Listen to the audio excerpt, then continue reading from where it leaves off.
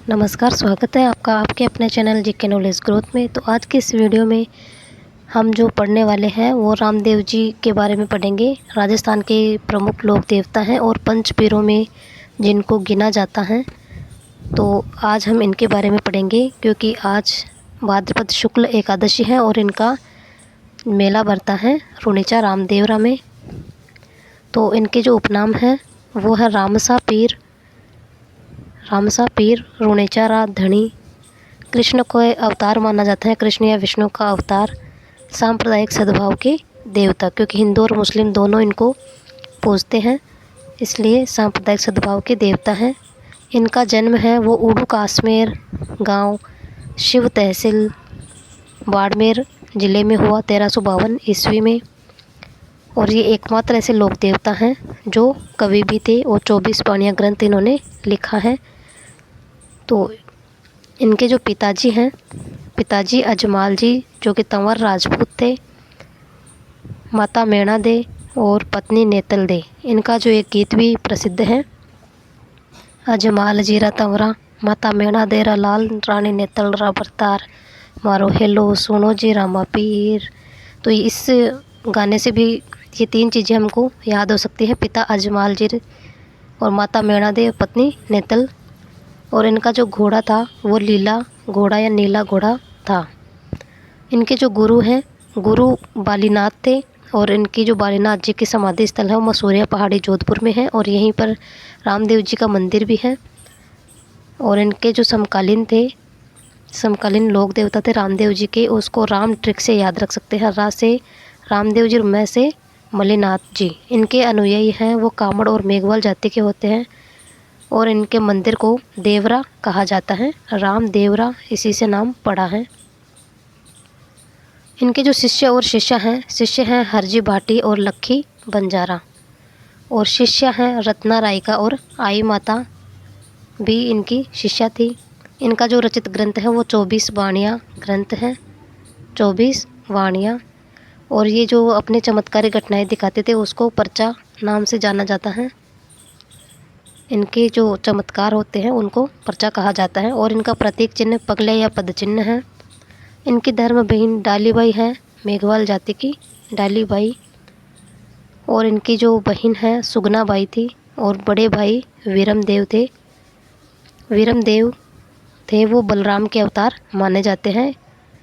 और इसको याद रख सकते हैं ट्रिक से, रामसु वीर। इनके भाई और बहन को कैसे याद रख सकते हैं, रामसु वीर ट्रिक से। राम से है रामदेव जी, सु से है सुगनाबाई और वीर से वीरमदेव। रामदेव जी थे वो कृष्ण के अवतार और इनके जो बड़े भाई थे वो वीरमदेव, वो बलराम के अवतार माने जाते हैं। रिखिया है किसको कहा जाता है, मेघवाल जाति के भक्तों को कहा जाता है। और इनके जो पैदल यात्री होते हैं उनको जातरू कहा जाता है। इनका जो जागरण किया जाता है रात्रि जागरण, उसको जम्मा कहा जाता है। और इनके जो पचरंगी ध्वजा चढ़ाई जाती है उसको नेजा कहा जाता है। छोटा रामदेवरा भी है। ये सिर्फ राजस्थान के ही लोक देवता नहीं है, गुजरात के भी हैं, गुजरात में भी पूजा जाता है इनको। और इन्होंने एक राक्षस का वध किया था, भैरव राक्षस का इन्होंने वध किया था। और इन्होंने एक पंथ की स्थापना की थी, कांवड़िया पंथ की स्थापना। तो कांवड़ जाति की महिलाएं रात 13 ताली नृत्य करती हैं।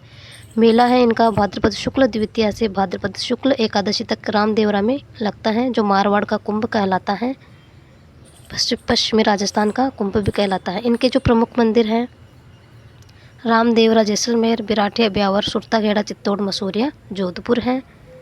तो ये इनके प्रमुख मंदिर हैं। अब जो इनका जो मेला है मारवाड़ का कुंभ या पश्चिमी राजस्थान का कुंभ कहलाता है।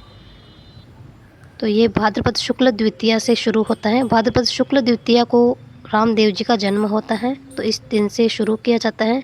और भाद्रपद शुक्ल एकादशी को ये समाधि लेते हैं, तो एकादशी तक ये मेला लगता है, द्वितीया से एकादशी तक। भाद्रपद शुक्ल द्वितीया को बाबेरी बीज कहा जाता है, बाबेरी दूज या बाबेरी बीज कहा जाता है।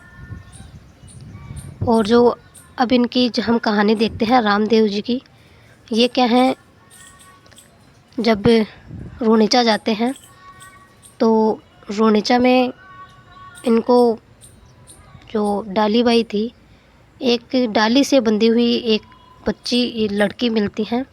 तो उसका नाम रखते हैं ये टाली बाई और उसको धर्म की बहन बनाते हैं। रूणिचा में ये देखते हैं कि वहाँ पर ऊंच नीच और भेदभाव बहुत ज़्यादा हैं, जातिगत भेदभाव हैं। तो इस वजह से वहाँ पर ये ऊंच नीच को मिटाने के लिए, जातिगत भेदभाव को मिटाने के लिए और अछूतों का उद्धार करने के लिए ये वहाँ पर रूणिचा में कामड़िया पंथ की स्थापना करते हैं। कामड़िया पंथ की स्थापना करते हैं रूणिचा जैसलमेर में। और एक बार की घटना है जब ये जाते हैं, क्योंकि भैरव राक्षस का इन्होंने वध किया था, तो भैरव राक्षस सातलमेर का था। तो सातलमेर में भैरव राक्षस का इन्होंने वध किया था, क्योंकि वो जीवित लोगों की बलि लेता था भैरव राक्षस। तो वहाँ पर रामदेव जी जाकर सातलमेर जाकर भैरव राक्षस का वध करते हैं और सातलमेर को पोकरण के नाम से बसाते हैं। और पोकरण को अपनी जो बहन थी सुगना बाई, उसको दहेज में दान देते हैं, दहेज में पोकरण को देते हैं। जो इनका एक घटना और है इनकी, मक्का से इनको परखने के लिए या इनकी परीक्षा लेने के लिए मक्का से 5 पीर आते हैं। तो 5 पीर आते हैं इनकी परीक्षा लेने। तो वो इनको ये भोजन करवाते हैं, तो कहते हैं कि हम हमारे बर्तनों में ही खाना खाएंगे। तो रामदेव जी उनको आंखें बंद करने के लिए कहते हैं, और जब वो आंख बंद कर लेते हैं तो उनके ही बर्तन रामदेव जी इनके सामने लाकर रख देते हैं। तो वो अचंभित होकर कहते हैं कि हम तो पीर हैं और आप पीरों के भी पीर हो, आप पीरों के भी पीर हो। और जो रामदेव जी के भजन है वो ब्यावले कहलाते हैं। और रामदेव जी के मंदिर में कपड़े के घोड़े भी चढ़ाए जाते हैं। तो वीडियो पसंद आया तो प्लीज़ वीडियो को लाइक कीजिए, शेयर कीजिए। चैनल पर नए हो तो चैनल को वीडियो देखकर सब्सक्राइब कीजिए। Thank you.